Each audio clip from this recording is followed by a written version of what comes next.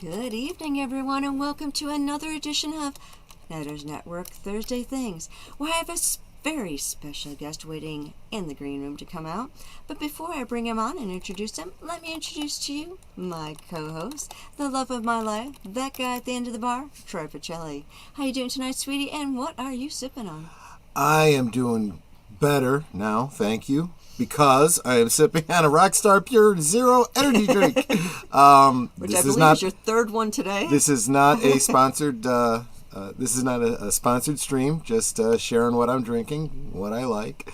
I need a little Go Juice, a little Good Morning America. Here's my Meyer brand berry flavored sparkling water. Also, not a sponsorship. Yeah. It's like sometimes I have it, sometimes I don't. I do have a lemon one I want to try because they only had like 2 of the berry ones, so I got the lemon one too just for something different. And it was like buy 2 get 1 free or something like that, so, or half off or something. So I'm drinking my regular thing tonight. Before we bring in our guests, let us say hello to the chat. First in at 7:15 p.m., so 2 hours early, Tim. Hi, Tim. How you doing? And right behind him was Curtis Selby at 7:25. Not to be outdone, Lady Myst at 7:52. I had my early birds in today. Let's see, Connie Cleary, she showed up at 8. So we had some early birds today. Connie, Curtis, Matt Sheetwood, a half hour before the stream, so we're getting closer. And then there's this Ryan Roger. I know that name. Saying hello to everyone. Lady Myst with her beautiful flowers for Ryan. I know I said her before, but now she's got flowers for Ryan. So let's see. Big Al Presents saying hello to the stream and telling everyone to have fun and a great night. Okay, there's Tim, Curtis. Everyone's saying hello to people. Deleted Saints, how you doing, sweetie?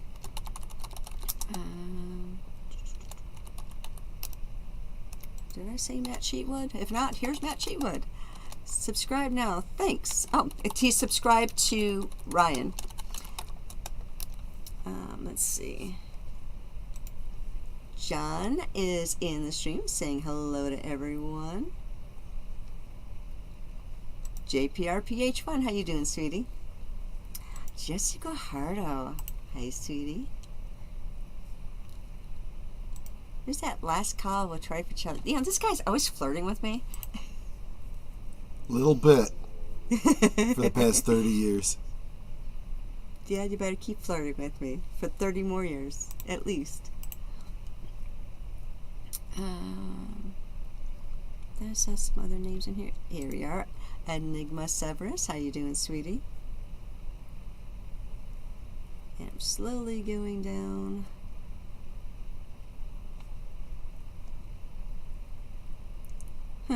Enigma Severus says that they blocked his Bike Riders video. He goes, it's okay because you guys already saw it. I did see it, yes. I was able to, and like it and stuff. Saw a comment up here they wanted to highlight. It was from Curtis. There we go. This, talk about Ryan. He is how I got involved in this community. I was watching him and he interviewed deleted scenes. Then I started watching him and he introduced me to Troy Netter. So yeah, that's probably a great pivot point because that's probably where I would want to start. Yes. So many of you have been featured on his channel as a rising star. But tonight, as far as I'm concerned, he's the rising star. So let me bring in Ryan Roger Athay. How you doing tonight, sweetie? And what are you sipping? Or good morning. And what are you sipping on? Well, hello everyone. I hope you're all doing well. It's great to see you all watching today. I'm just going to turn my light up so you can see me in all of my white glory. And I'm having some water, which is the clearest thing of them all. I am sure that I will be like a frog very, very soon. It's great to be here. You don't sound French. Wow. Bonjour. Comment ça va? Oh no. Yeah. that language. My father is French Canadian, so or was. Something even worse than France. But you may be even more surprised, ladies and gentlemen, that Nedder has this very unique ability to speak while muted. I've never seen this before, and I probably will not see it again, as Yes. I am on a channel led by a female, which is very rare, as we see this dynamic duo who have been locked at the hip since the collapse of the Soviet Union. There we go. Yeah, Troy and I will be married. It'll be 32 years, August 3rd. So yeah, we've been together a long time. Yep. Very long time. Excellent. And I want to quickly say hello to Mr. Londell's Groovy Movies and Geek Flag with Nate Knows. How you guys doing? Curtis Selby says, "Oh no, a white man! Sweet Baby Inc. would be appalled." Well, I would love it if Sweet Baby Inc. would take notice of us, because Smash JT has just become huge since the would-be game journos turned on him. I keep saying, don't block or anything like that. Feed the trolls. They help the algorithms more than even the best supporters. But what do I feed them? Is it chocolate? Is it BS? Nope, Is it... you poke them with a stick. You poke them with a stick, and they keep coming back. Yeah. I got put on a digital prostitutes hit list, ladies and gentlemen. I was on number 7. I was above Geeks and Gamers, but below Atreus. I don't know which is better or worse.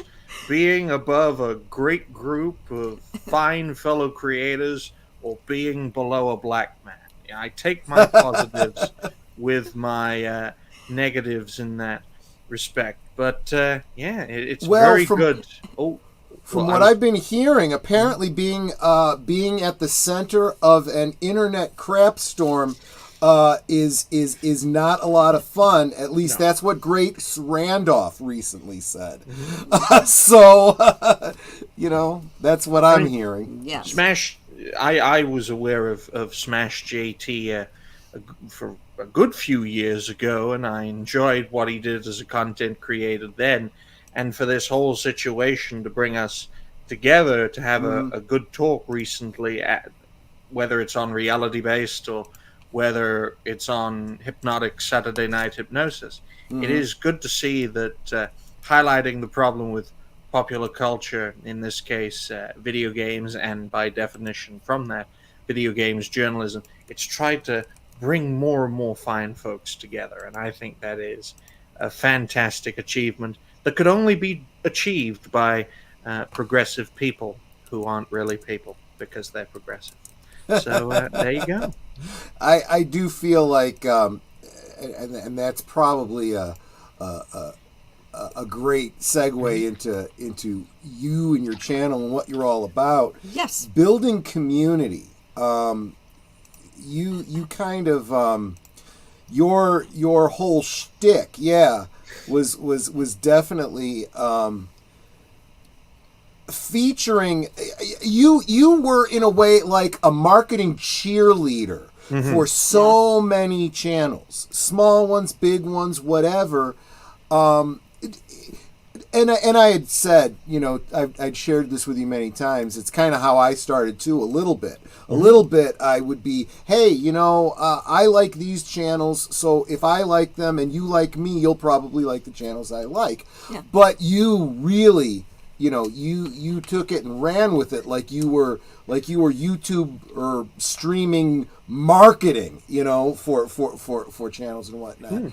And I think what's awesome to see there is that shines a light on the fact that being a YouTube streamer or any of the other platforms or whatever, just being a streamer, we are providing content or chat shows and comedy and entertainment, and stuff like that, kind of taking the place of traditional TV shows and networks and stuff, where over there it was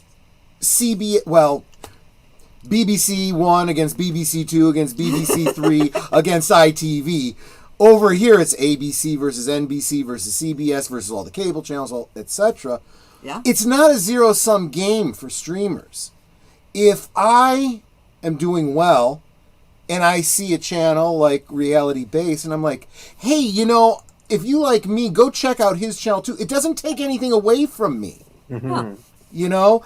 And you know, I think it's become a knee-jerk comment, but it's truly worth it. PJ at Orville Nation always saying, "Together we grow." We really, really do. So, Well, Curtis yeah. Selby said, in my humble opinion, these three people are some of the best at building a community and building up smaller creators. I appreciate you. that. That's kind of what I was kind of getting Yeah. at. It's like, I guess, like, my first question for you is not so much like, usually I ask people, why did you start a channel? My first question is actually be, what made you decide to start doing Rising Stars? Well, it's unfortunate we don't do them often anymore because, well, it's far easier to take a show, take pieces of that show, chop them up into videos, and to release those as videos. You Yeah. can make more in less of a time. And since I am a lazy creature and I have less time in 2024, that's the tactic, or rather strategy, that I'm using. But yes, Suggestions and Rising Stars were solid pillars of this channel, both as Ryan Roger Athay and then when Reality Based first started as Reality Based. And I think in regards to Rising Stars, it started either in late February or early March of 2022 as a response to giving my thoughts on Tyrone Magnus, which then created the Magnus spike, which propelled me from 70 to 80 subscribers all the way up to 280 in the span of a few days. And I thought, well, if this can happen spontaneously, imagine what could happen if it could be done in a more directed manner, because the best arrangements are the mutually beneficial ones. So I thought if it can work in that perspective, then it can also work in regards to the Rising Stars perspective and bring more people together, hang together instead of hang separately. And then that alongside suggestion videos, you know, taking suggestions from viewers, that would be a way to ensure that I never ran out of content. And it worked for a while until there was too much. And then it became a bit of a challenge. And then as Reality Base started and as it grew, likewise with me on other shows, I realized that making suggestion videos, making Rising Stars videos, it's taking too long, and I am far busier in 2024 than I was in 2022 and 2023. So we changed to a more reality-based mindset, and we took what we learned from suggestion videos and Rising Stars videos, tried to build the community from the foundation created by those two pillars, and then use that to sustain reality-based, the main show. Then you've got other shows, and also me on other shows. And now I have more content than I know what to do with, and I can make as much in probably half the time. I think I said this before, but I'll say it again. It can, bare minimum, I can make 2 reality-based presents videos in the time that it took to make a single suggestion video, maybe even 3. And the same goes for Rising Stars. That's why I want to pilot a new idea called the Creator Spotlight series, and that would be on a solo stream, you know, solid hour, maybe 90 minutes, just going through all of these content creators, you know, getting to know and to understand them from the outside looking in, and then they can be chopped up and turned into videos. It's all about developing and enhancing what I have done previously, making it better and making it quicker. Okay, now Because let me then ask you can this. make more. Okay, so Rising Stars was more about, here's a content creator, here's what their channel is about. It was just a quick thing that you did. What is reality based about? Because I know, like, you interviewed Troy at one point. So is that kind of like what we're doing here, where you have content creators come on and you talk about them in their channels, like kind of like what we're doing here? Oh, certainly for when we have someone on for the first time, and then from there, returning times, we catch up, talk about topics of the day, topics that we enjoy. And reality based isn't just a name, folks. It's a mindset. It's a way of looking at things. It's, in a way, my solution to the transition from the 20th to the 21st century. We're nearly a quarter of the way through this century, and we're still living like it's the 1990s. We're still living like it is the 20th century, and for better or for worse, it's destroying the Western world because we're living in the wrong period of time, which is a damn shame. I see our financially based world, and in some respects, is working very, very well. Some might say it's working so well it's destroying us in the process. You want to make lots of money? Well, I'll sell food with lots of sugar in it. Everyone gets addicted. Yep. I make lots of money, but you guys are dying from killer diseases.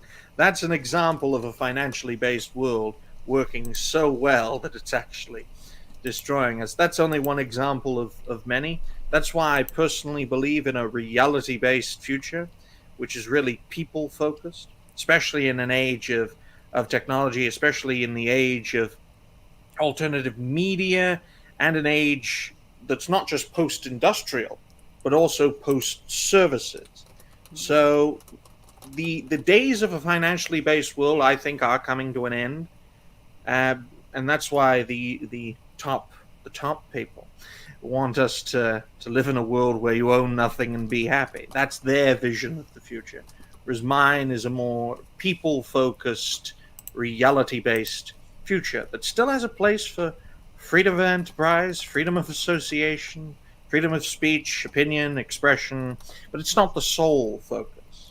It's just one of many focuses, and hopefully we'll succeed. But look at me, I'm 25 now. This is killing me, and we may not get anywhere. But don't worry, folks. Don't worry. If I can keep on doing this with a budget of 0 and keep on going and keep on growing, then imagine me with a budget. Terrifying. So now, because you do have guests that come on to your show periodically, is there like one person that would be like your big get, the person you'd really like to have on that you haven't yet? Oh, well, it's a difficult question to answer because we've had plenty of big gets. Ooh, baguettes.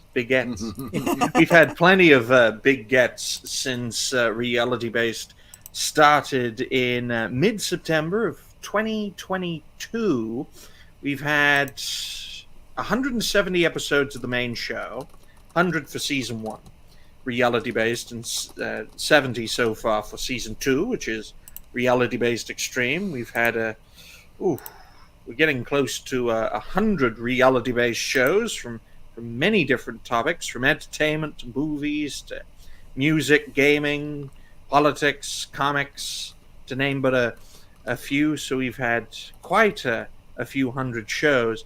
As for people I'd like to get on, of course, we all know the prominent creators, especially in regards to popular culture. I'm someone who tries their best to be my namesake, and as a result, I can be incredibly controversial. And I have found that the more prominent a creator becomes, for the most part, the more moderate they become. And I can understand that. Channel suppression is one hell of an impetus to have that more moderate, more reformist mindset when it comes solely to popular culture. But in regards to folks that I would like to have on, of course, we'd all like to have anyone who is part of Friday Night Tights, anyone who is part of the wider Geeks and Gamers community, the inspirations, the trailblazers in seeking to make pop culture great again. And thankfully, I've had a few fine guests on, not just in regards to popular culture, but in regards to other topics as well. The ones that stick out in my mind are Hypnotic, who I think is the next Nerdrotic, And considering how fast he's growing, it might happen sooner than you think. The aristocratic utensil. Spoon is one hell of a controversial man. That's what happens when you're born and bred in South Africa as the blacks took over. Then you had Aiden Paladin, lovely lady, very sharp, very analytical, which is quite scary in a female. And of course, Smash JT, who has recently been on Reality Base, became aware of him a good few years ago, but only recent events have brought us together. But in regards to people I'd like to have on, oh, there are so many. I mean, Bowles Trek is one. Epic Mike is another. Tom Connors, talk about a man who's been there and done it for years. Yeah. He would be Tom another. is wonderful. I've had him on Thursday Things. He's a really great guest. You have to try your best to learn from those who have been there and done it. Exactly. And this is not easy, being a content creator, folks. It can drive you insane. That's why is another reason for me not to be financially based, because if I were ever a businessman, this would collapse. The 20th century mindset I am not cut out for. I was born in mid-1999, but I'm not cut out for the cutthroat zero-sum game that is the 20th century mindset. So I try my best to speak my mind and talk about topics and people that I enjoy. Always good to highlight the problem, find the solution, be the change you want to see. And since I'm rapidly turning into Joe Biden in my 20s, I have to boil everything down into cliches, which is why it's so great to be on other shows beyond the anywhere between 5 to 10 that I usually on, because it usually gets stale after a while. Please But don't since debase most- yourself and compare yourself to Joe Biden. He's this dementia-ridden Potato. Never mind. Yeah, potato. If It's he like- wins, man, he literally can say, do whatever he wants. Which just goes to show, ladies and gentlemen, the dead outnumber the living. Oh, in Chicago, they definitely do, because the dead here vote several times. Oh my. Yeah, Illinois, the state we live in, is, what do you call it? Kleptocracy? How'd you call it? Kleptocracy. Kleptocracy. Yes, government of thieves. Yeah. So government. And Yeah, so our, government. Yeah, I Yeah. guess I'm being Yeah, so redundant, aren't I? our dead vote twice. Yeah. And this is coming from someone who usually can't stand libertarians. But, yeah, I do try my best to stay sane in these ever chaotic times. I mean, even today, when I highlight the problems with the trans community and people think I'm offensive, while my tranny neighbors burn their own flat down above me, it just goes to show I am many things. A liar is not one of them, because the truth is reality based. And if ever Sweet Baby Inc. come after me, if ever the progressives come after me, I'll just say I'm Jewish, and then they'll all suddenly disappear. There we go. Wow. It's like, yeah, you were mentioning in the green room that your upstairs neighbors burned down their flat. Fortunately, Well, a part it of did not a part of it, but fortunately it didn't affect your flat, so you're okay. Your dad's okay. It's like, oh my goodness. It's like, I mean, they must have done something very irresponsible to set their flat on fire. Well, they... Oh, go on. I was gonna say, and I'm actually surprised that my English accent hasn't come out yet. My mother's from Lancashire, England, and she's an old Hamlassie. And, okay, there's a little bit of it. So, every once in a while the accent comes out, especially if I speak to someone that's from England. Well, I'm not Scotland. from England, but it's great to... No, you're from Great to be Wales, here. but Oh, you're you from Wales, do yeah. speak Funny. with a very, Yeah. very close to you speak sort of accent. So, which Yeah. is surprising for someone from Wales. Oh, absolutely. I mean, I understand that population replacement is a real thing. It happened where I live. I mean, 2/3 of the Welsh population are English. If it can happen to us, then it can certainly happen to the United States. But hey, at least the English weren't brown. My grandmother was Welsh, And Ooh. yeah, so my grandmother was Welsh, my grandfather was Scottish. Somewhere along the lines, I'm a wee bit Irish on my mom's side. So, but I noticed that my Scottish accent will come out the I strongest. guess nowadays the concern is Northern Ireland or the Southern Ireland. Yeah. Well, And Geek yes. Flag Nate said, did anyone ever tell you look like the professor from Sliders, John Rhys Davies? Oh, yes. Yes, I have I think it's heard the that. beard. Yes, I do try my best. The low lighting hides the fact that it is getting thin again, which is one of the reasons why I originally cut it off. It's a very annoying process because my beard grows like hair, unlike other people who are also male. Their hair is not really like hair. Mine is, so can Yeah. be an issue. Troy's has got that kind of coarser beard for his goatee. And I try to keep it trim. When I realize it's getting, shaggy, I kind of, I go for the Klingon look. That's my shtick. Yeah. Oh, yeah, it's just trying to stay sane in this day and age, ladies and gentlemen, is getting more and more difficult. But thankfully, I am having a great time doing what I am doing, and slowly but surely, we are building a solid foundation. And it's just me as the driving force. So imagine if we build a reality-based team, of course, of younger people, because if I have older people on the team, they will inevitably die. So I'd like a younger team so that they don't. At least I hope they don't. Yeah. Right? So you had mentioned like different things that you want to do with your channel, including having more of that, taking the reality based and making them more like in depth for your new series, which I think sounds really interesting. Do you have a target date to launch that? Well, nothing is set in stone. Finding a day is very difficult. I was thinking of Wednesdays. The thing is about creator spotlights is that it would most likely be done as a part of a reality-based solo stream, and that's a bit more difficult for me because I'm more of a people person. But all creator spotlights would be is simply imagine the live streaming setup with the Rising Stars setup merged together, because a solid hour, I mean, you focus 10 minutes on a creator. I mean, with Rising Stars videos it would be as short as, well, under 5 minutes, but if you focus 10 minutes on each creator, that's 6 creators in an hour. If it's 90 minutes, it can be 9 creators in the span of a stream, and then from that they can be cut up. I piloted the concept when talking about Atreus, a fine African-American man who I literally call Atreyan. So instead of calling them African, I call them Atreyan now, in his honor, so to speak.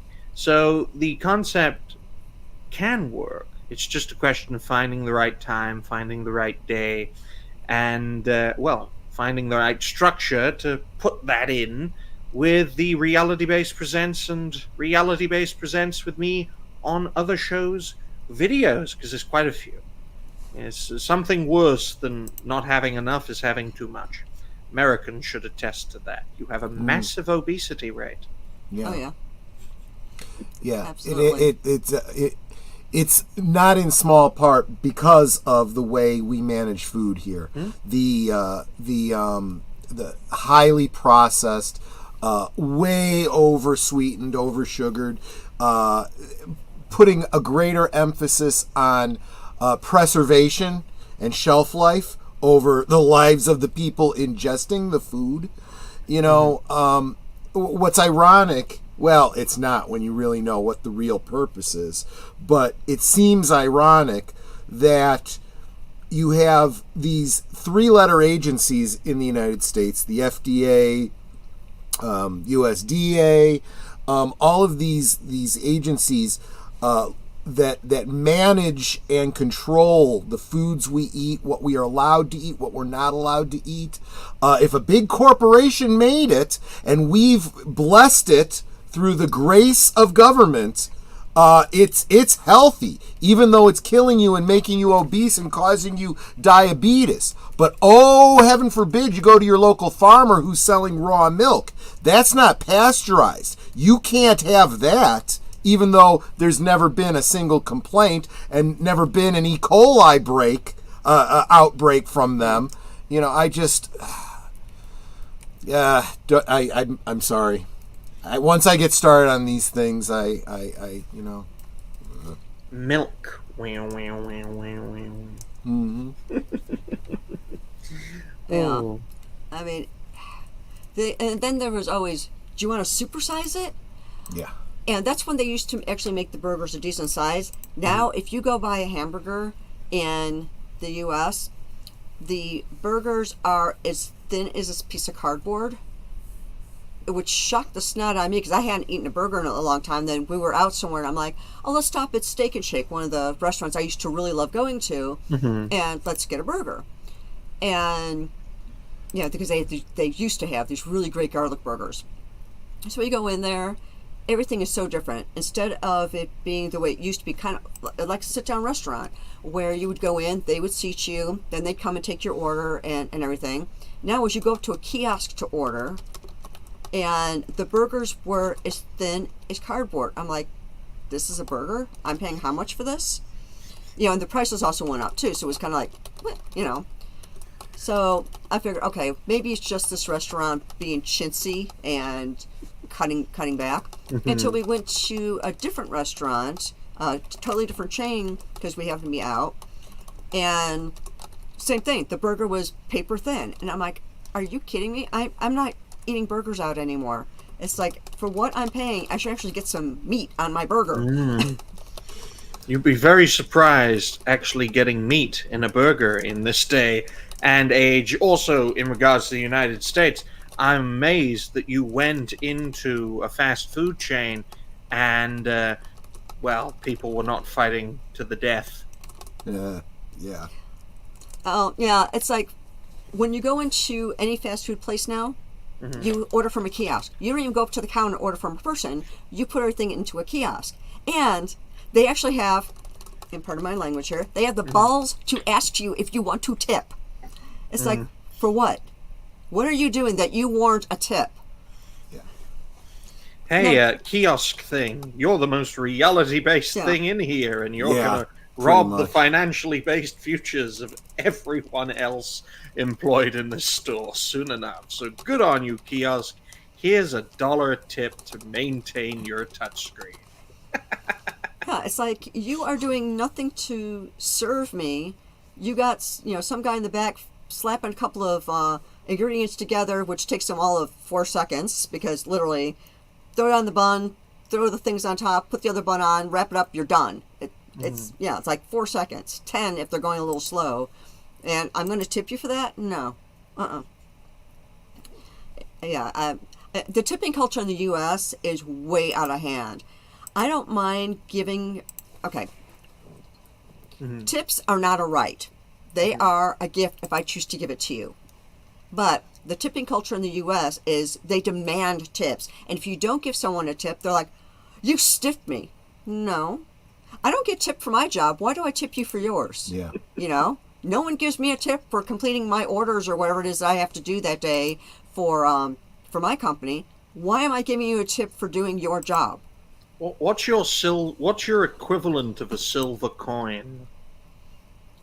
I'm not sure what you mean by that. Because in the UK we have like silver coins. We have like 5 pence, the 10 pence, 20 pence, and the 50 pence. We have, a penny, which is a copper coin. It's our lowest denomination. Then we have nickels, which are 5 cents, dimes, which are 10 cents, a quarter, which is 25 cents. We do have an Eisenhower dollar, but no one uses it. And there's also a 50-cent piece, which I haven't seen one in ages. Oh yeah, good point. Well, you could give them a little bag of 30 pieces of silver. There you go. There you go. Yeah. Now, see, there's your tip. Yeah, I don't mind giving somebody a tip if they really did exceptional service. Because we've been to restaurants where the staff was right on. It's like your glass gets half full, they're refilling it for you. You know, you empty your plate, they're right there to whisk it away so you don't have this dirty plate sitting on your table. You know, things like that. They'll come back and make sure, you know, do you need a refill? Do you want anything else? You know, anything. And then there are ones where it's like, you don't see them for the entire time you're there, and you're trying to flag them down to get a refill on, you know, water even, and they've just disappeared, and you're trying to get someone to help you. I'm not tipping you, you know. I can just imagine the service robots providing all of that service, and it's like, please give me a tip. I need an oil change. Yeah. Well, there was one restaurant we went to. This was many years ago. It was more of a what they call a fancy restaurant, and the busboy was right on top of stuff. He cleared our dishes. He actually got us like water refills and stuff, and he didn't speak any English. So, but I tried to give him a tip, and he was just looking at me with wide eyes and shaking his head like, no, no, no, no. So I had to have the waitress explain to him that I was giving him a tip for helping so much. And when she explained it to him, he actually started to cry because no one has ever given him a tip before, and he's always busting his butt there. And it was just like, no, you were really helpful. I want to tip you too. I am tipping her, but I'm tipping you as well because she also did, you know, great service. But it's like, I will tip people who do the work, and I feel that they have really gone above and beyond. But if you're just doing your bare minimum, you don't deserve a tip. You're doing the basics, you know? Yeah, exactly. And it's like, and I just read an article where the minimum wage in California is now $20 an hour. It's like, are you kidding me? Their minimum wage is almost what I'm making a year. I mean, I cannot wait for robots to gain employment and, you know, buy property and to do all this sort of stuff, to get tips. Because if we are going to stay in this financially based world as more and more people get laid off by pieces of technology, well, this technology has to contribute to the economy somehow. Could you imagine it? Robotic workers paying taxes, because without the necessary labor force to tax, the government can never, ever pay for their things.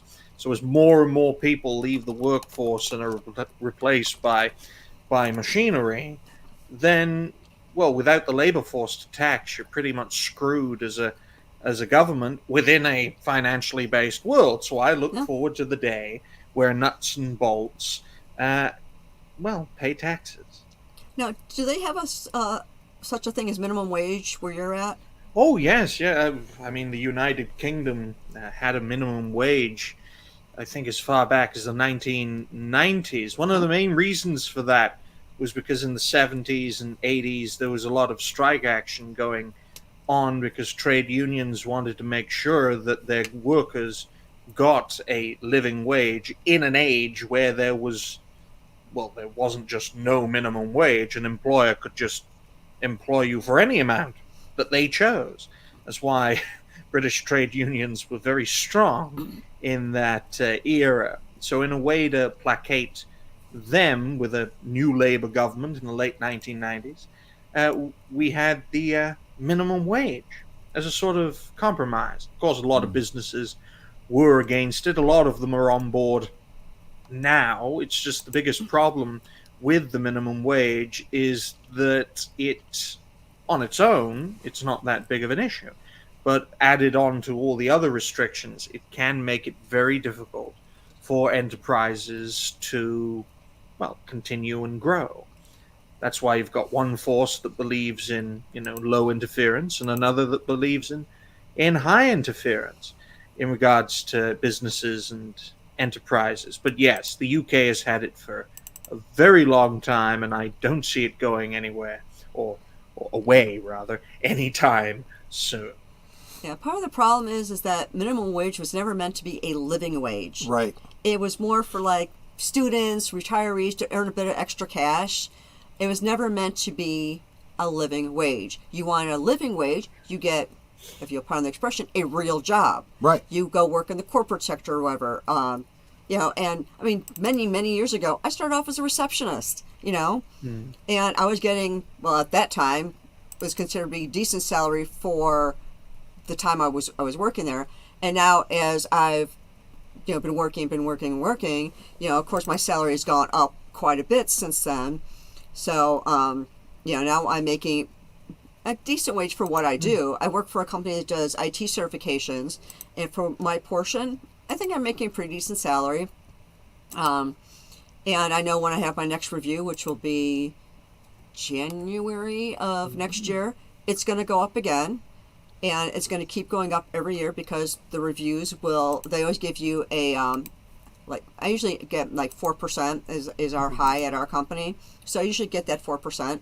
So multiply my 4% by my salary, and that's going to go up, So I think I'm doing really well. If I was in a different position, my salary would probably be higher, but I'm not qualified for those positions. So I'm not scoffing at it because it's like, I'm getting paid for what I know how to do, And from my perspective as a younger person, despite not looking 25, I think a lot of people in my generation see the writing on the wall. They know the problems in regards to the Western world and where it is heading, but they don't have the means to find the solution and to be the change that they want to see. So a lot of people in my generation are a lot less proactive than previous generations to maintain the status quo. Now, quite a lot of people in my age group and younger are more left-wing, even by American standards, but increasingly more and more, especially in the younger demographics, like 16, 17-year-olds and even under, are becoming a lot more right-wing. And when I say right-wing, I don't mean conservative. I mean to the right of the conservatives, especially in the UK, because in the UK, conservatives are not conservatives. You have this problem as well with your rhino people, which I think is very concerning, especially if you're an older person, because throughout the 20th century, older people, when they were younger, weren't really fans of those who were more rightward-leaning than conservatives, and I think that's going to cause real generational collapse, because younger people, they have the energy to work hard, to pay taxes, but if they did that in the status quo, they won't be able to afford a car, much less a home to raise a family. That and the mass immigration and the uncontrolled borders only adds fuel to the flames, not just in the United Kingdom, but in the that too. Devaluing of the pound and the dollar, I've never known a time in my life where the strength of the British pound has increased, and I'm 25. Yeah. Tim has a quick question for you. He says, sure. Is it okay to tip the people at hotels, or he means the people that clean your rooms? Oh, I don't know. I've never been to a hotel. Okay. Fair enough. Because, I know that, I've actually never tipped anybody in a hotel because I didn't know it was a thing until I read an article recently where they're like, yeah, you should leave money for the, the cleaning service or the maids or whatever for the hotel, when you're checking out. And I'm looking at this going, you're supposed to do that, really? Yeah, see, this is where I have I have slightly mixed opinions about tipping, okay? Remember, grew up Italian American, right? With all of the stereotypes that go with it, okay? So my perspective on tipping was always, hey, you want good service, you spread it around, people will love you, they will want to give you better service. That's what tipping has always been. I know it's a movie quote, I just can't remember which. I know someone in the chat's going to know this. I don't only believe in tipping, I believe in over-tipping. That was a Steve Martin quote from My Blue Heaven. Yes, thank you. See? Well, you constitute being in the chat too, right? Yeah. Okay. But because why? Because if someone provides you good service, not only do you positively reinforce it, you make it more likely that you will be the focus of their attention in a service industry. Now, should you have to do that? No, you shouldn't. But, especially when you are talking minimum wage, right? Minimum wage tends to bring out, and look at it. Look at the people in minimum wage jobs. Minimum wage generally means minimum effort. But Somebody that wants to excel is not going to stay in that minimum wage job. They're going to get minimum wage, but put in maximum effort in the hopes of moving on because of merit. I'll tell you, if I see somebody receiving minimum wage, providing that kind of maximum effort, I am absolutely going to give them a few bucks. You know, slip them a fin and say, here you go, my friend. Thank you so much. I super appreciate it. They'll remember my face, heaven help them, when I come back, you know? Like when we first moved into our house, so we've lived here now, it'll be 19 years end of August. And our very first meal here was a pizza joint down the street called Rosati's. When the guy came, we made sure we tipped him well because we wanted him to remember us and want to keep delivering to us. And every time they came, we made sure we tipped well. So we would get fast service. We would get, our food was always hot. I mean, it's only a couple blocks away, but sometimes... Less than a quarter mile. Yeah. They could almost walk the pizza to our door. Well, they could. I've walked there before. But I mean, some drivers will go, do all the deliveries. So by the time you get yours, even though you're close, your pizza could be cold or whatever. We were assured, because we tipped so well, that they would come to us first and then go do their other deliveries. So our food was always really hot. And I've got Samuel Proctor said, I'm at an entry-level job, more of a job training thing than anything. It's low pay, but it did just get a raise, and it will get higher since I'm about to get my forklift certification. Woohoo! Congrats. Yeah, well done, my good man, participating in the existing system, and hopefully you live a peaceful and prosperous life in a land of the free and home of the brave. There we go.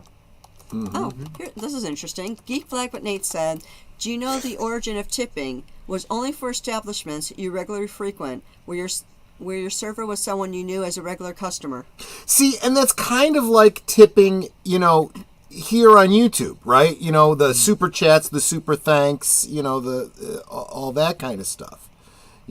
Speaking of which, if you want to tip Netter, there's the link right there, because she's not monetized.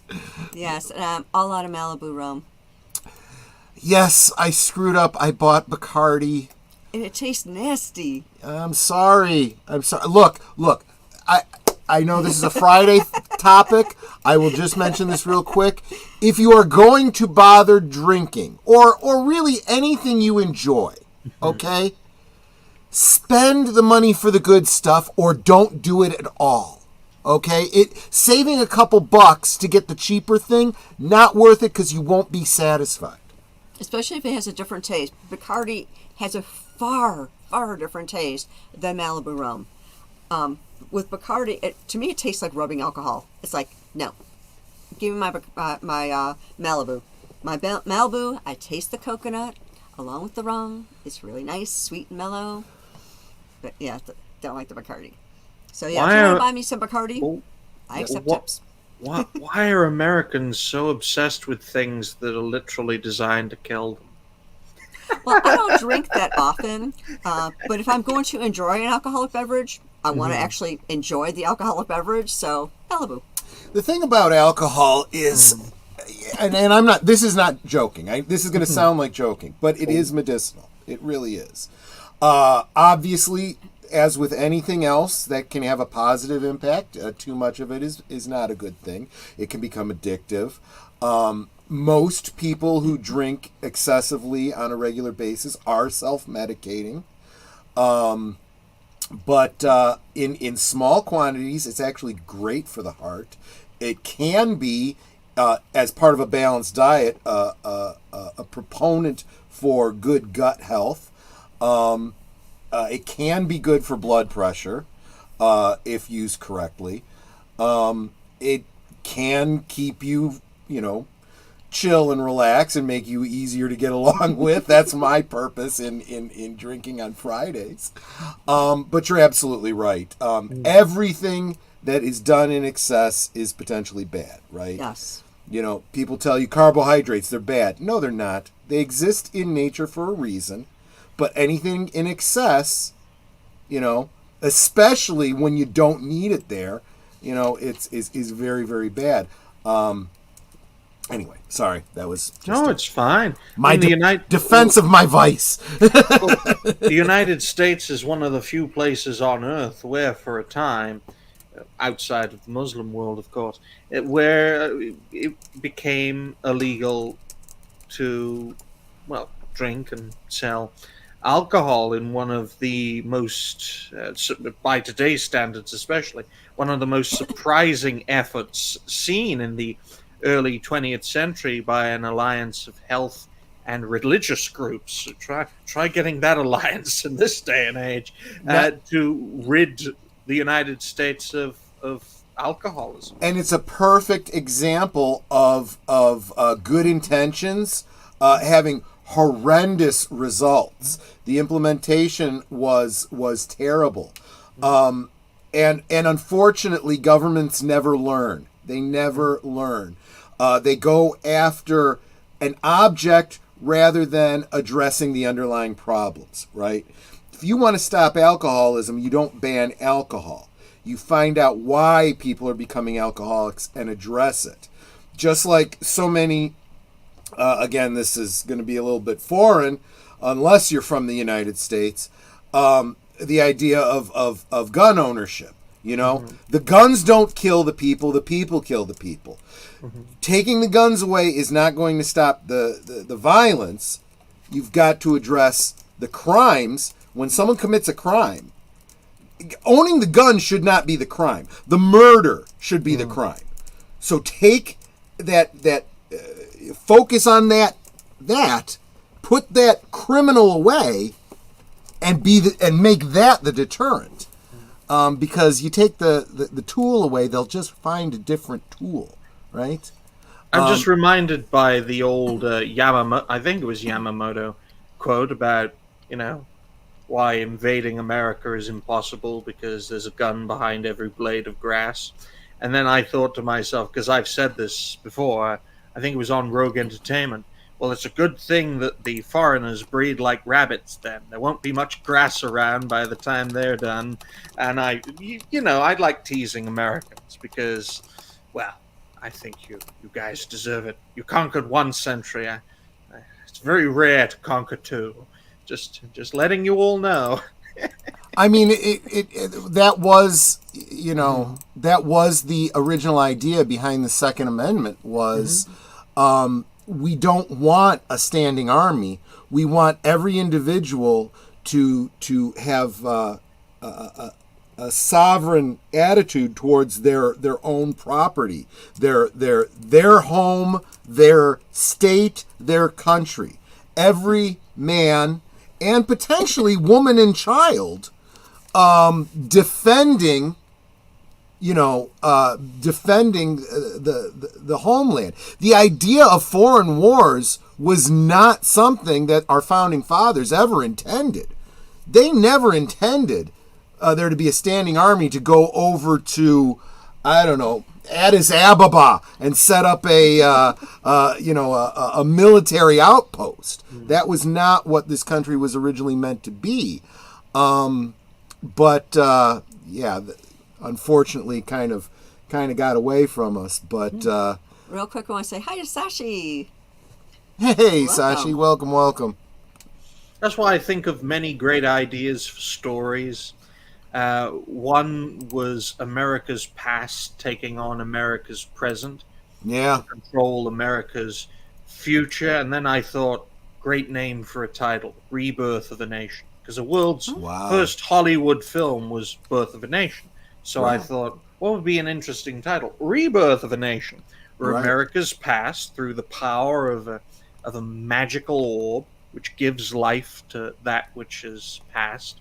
A magical orb gives life to America's past. They rise from the dead or from the ether and declare war on America's present. And you have, Klansmen ghosts and rotting slaves and the wah people of the plains just charging everyone. And you have America's founding fathers literally using fire powers against American Congress. And you literally have this American Civil War type scenario, but it's not between factions of the existing United States. It is literally America's past Yeah. declaring war on America's present. Because if you think about it, just compare the years. Compare 1787, which is when the United States was a solid nation, or union rather, that had just won the War of Independence completely and utterly by that point. Then compare it to, say, 1865 or 1866. Then compare that to 1918, after the First World War. Then compare that to 1946, when America became a superpower, and then compare that to 1991, when you guys won the Cold War, to 2000, well, to after September the 11th, when the Twin Towers fell. And you look at all of those years, and look at America today in 2024. You compare each America in those years, are they the same union? I dare say not. So if time really was this layered thing, I could easily see different time periods of the United States trying to destroy one another because they're not American, which is probably the most American thing ever. Yeah. But that's the idea of the story. Your nation. What if a magical orb that gives life to things that have gone? What if a nation's past rises up to destroy that nation's present? I thought it would be a very, very interesting story, because of course the dead outnumber the living.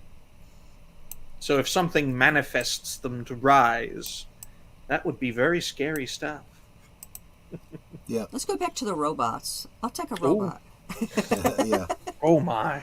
It's very interesting, because you can, with that mindset, folks, you can really think about how time is a continual process.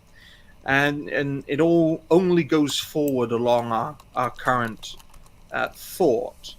And when I see the world today, I easily think that our past would try to destroy us, especially in the Western world, because we have strayed so far from what founded our kingdoms, founded our unions and republics, to the extent why I think such a story could do very, very well. It's like, how do you defeat someone? Show them a mirror of what they've become. Yeah. Good point. Good point. I mean, we just did a rewatch on Troy's channel on Monday of the movie 1776, where our country was founded. And we have strayed so much from the initial ideals that, like, John Adams was talking about, of how he saw this country. And it's like, yeah, we're kind of FUBAR. Yeah. So it's like, yeah. Okay, well, we are at the top of the hour. I had a really lovely chat. Sure. Let me find out from you, what do you have coming up? Oh, well, future plans. We're on that section already. In regards to making videos, do expect plenty of videos, ladies and gentlemen, over the next few days. In regards to shows, I don't think I have any planned out for this week, but I'm sure you can find me on other shows.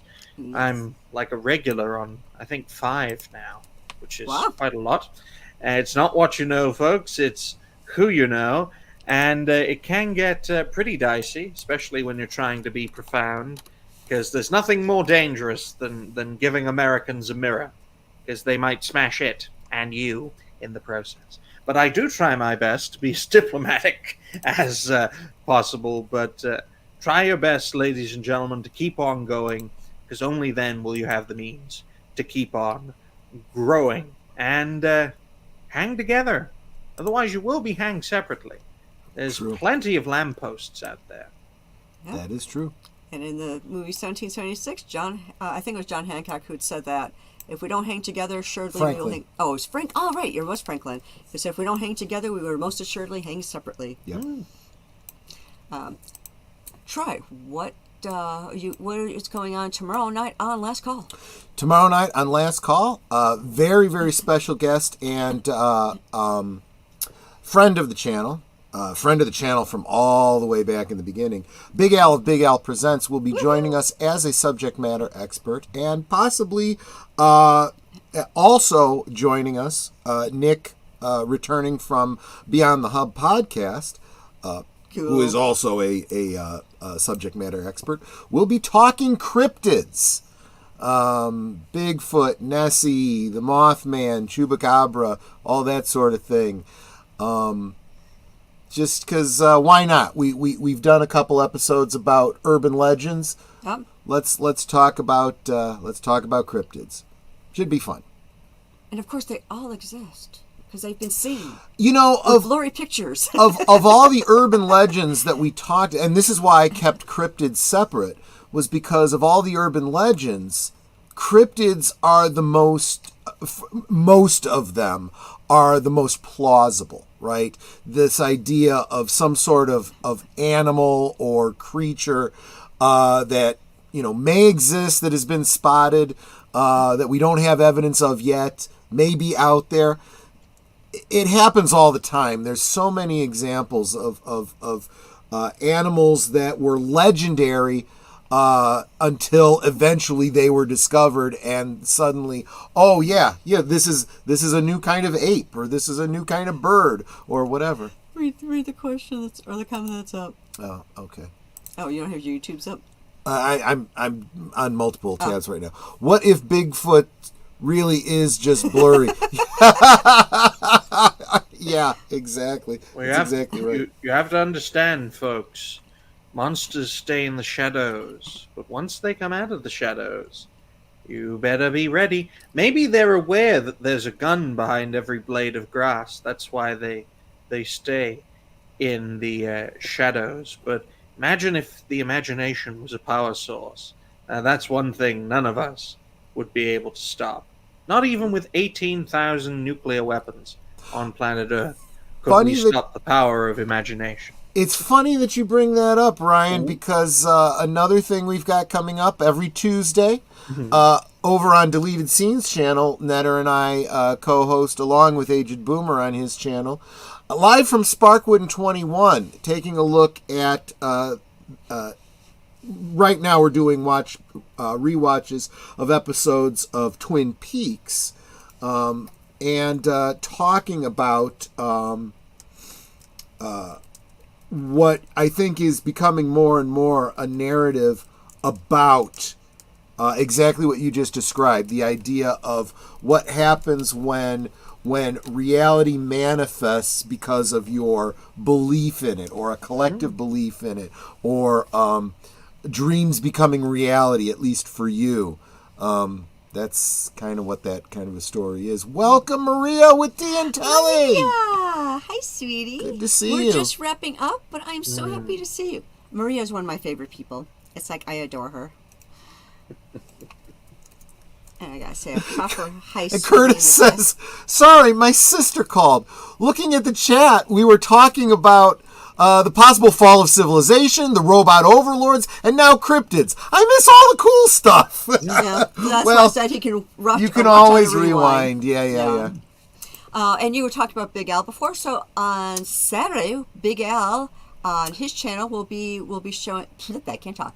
Better Off Dead. Yes. John Cusack. I don't know that I've even ever seen the film, so we will be watching that on Saturday, 9 Central, 10 Eastern, over on Big Al's channel, and of course, link to the off-platform live stream of the film for those of you that don't have your own physical copy will be provided in the chat so that we can. I don't know if I've seen it. The name sounds familiar, but it could just be because Elton John has a song by the same name. And that's what I'm thinking of. Don't know. Yeah. And of course, let's see, you already mentioned Monday night at the movies. What is your So this Monday we start a 2-week Karate Kid mini-series, so to speak. Monday night at the movies we will be watching Karate Kid 1 and 2 as a double feature. Because on Thursday, season 6 of Cobra Kai is dropping. And then, so the following Monday, we will be watching Karate Kid 3 and the next Karate Kid. Kind of, on either side of that Cobra Kai release. So, yeah, Okay. if you want to watch Cobra Kai, if you want to watch Karate Kid along with us on Monday, be sure to join us 8 Central, 9 Eastern on Last Call with Troy Pacelli. And you already mentioned Tuesday, so Wednesday there's nothing currently going on, but Thursday, Next back Thursday. here on Thursday Things, my special guest will be Dadman Walking 55. We had Mrs. Dadman Walking 55 on a couple weeks ago, so now we get the other side. He is a reoccurring guest, and I'm happy to see, or I'm looking forward to seeing what he's been up to, and touching base with him. And speaking of guests, I am looking for guests to be on Thursday Things from August 8th on. So if you would like to be a guest on Thursday Things, drop me a DM on Twitter. You can also email me at, it's down in the description. My email address is there. So it's my first name, last name at yahoo.com. My real name is there. And just put in your subject line Thursday Things so I know what it's for and I know it's not spam mail. And like I said, if you DM me, same thing. Just put what Thursday you'd prefer, and I'll put you down on the schedule because I would love to chat with y'all. My only conditions are that you have a YouTube channel of your own that you are trying to grow. It's great if you want to, help other channels grow by putting their content on, but I want to know about you. If I want to know about other channels, I'll interview those other channels. I want to know about you. So if you're growing your own content, I want to hear from you. So that's that, which would then bring us to the next Friday, which I don't know if you got planned out yet. So because it falls right there in that Cobra Kai Karate Kid thing, a week from tomorrow we will be talking about Cobra Kai and the greater Karate Kid franchise. And then that Saturday, so that'll be July 20th, we'll be watching the movie Dreamcatcher. Yep. Right over here on Netters Network. Mm-hmm. And I think it gets us caught up for the week. So, with that said, please make sure that you are subbed to everyone on the panel as well as everyone in the chat. And if you think you're subbed, please go back and double check you're still subbed because YouTube. I lost 3 subs. I was like 1.4K. Now I'm back down at 1.3K because I lost 3 subscribers. So it makes me sad. Well, it's good to know that everyone is being affected by channel suppression.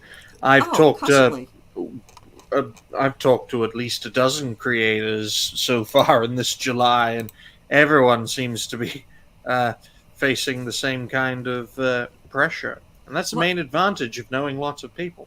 Yeah, it's been happening for quite a while. There was one stream I was on where I had gained 15 subscribers. This was still when I was a little bit smaller, number-wise. And the next day, I had lost over half of them, in the space of 12 hours. It's like what the heck? Yeah. That's why I remind people to double-check and make sure you're still sub. Because I'll go to a channel that I know I'm sub to, like Retro Blasting. And it's like, why is it saying I'm not subbed? I know I'm subbed, so I'll have to resub. It's really crazy. Yo-yoing. That's what I call it. Yeah, it's like, and there's no rhyme or reason for why you're unsubbed. It's like, I know I didn't unsub myself from this channel, so why am I no longer subbed? It's very weird. But with all that said, we can talk amongst ourselves, and that's all well, good, and fun. But it's so much more fun when you guys are joining us in the chat, and you're dropping your comments, questions, trivia, being goofy, whatever it may be. And it doesn't feel like we're separated by miles or continents in some cases, like us and our guest, and Sashi, and I'm sure there's a few others in there. It feels like we're all hanging out in the same room, enjoying each other's company and having a great time. And you guys, you know you're not just our friends. You are our family. We love you guys, and we appreciate you so very much. You can be anywhere right now, and you're here. That is so encouraging. I love seeing you guys in each of our chats on our different streams. just lifting each other up, lifting us up. It's so wonderful to see. So thank you for being here. Thank you for being a part of our family. And until next time, good night and God bless.